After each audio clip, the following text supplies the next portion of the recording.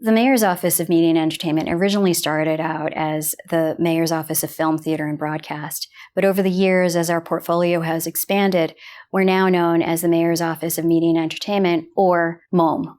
We're really focused on supporting New York City's creative and nightlife sectors and the growth and job creation in those areas. The arts for me, I know I wouldn't be the person I am were it not for the arts. And it's funny, I just got really emotional about that. My mother immigrated to the US as a nurse from the Philippines. And so I am a first-generation American. And the arts was really where I've connected to community and found a sense of identity. The arts certainly shaped my thinking, how I view the world, how I view community and collaboration. The arts not only show us a reflection of who we are, but also inspire us to imagine what we can be. And I think that's what drives my work. That's what drives this city. The arts and entertainment are what make people want to come to New York City, whether it's to visit, to live, to do business. It really defines New York City and makes us essentially a global creative capital.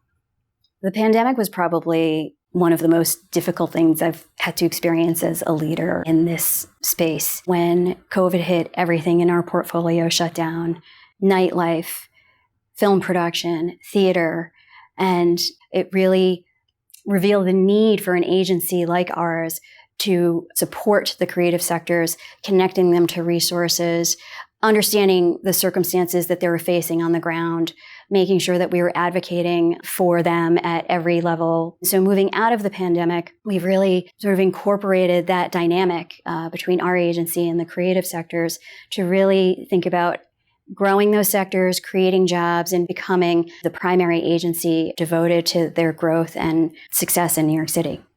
The relationship between MOME and NYFA really took shape when we were looking at how we could support female-identified creatives in initially film and theater, and then a little bit later in music. We were looking for a partner that could help us administer this grant. Women make up 50% of the population, but they represent less than 20% of creatives in leadership roles. If we're going to celebrate the diversity of creative work, we need to ensure that as many people and as many stories are represented, creating a space for female-identified creatives to be able to move up into leadership positions and then bring up other voices, I think is what really has driven us with the New York Women's Fund.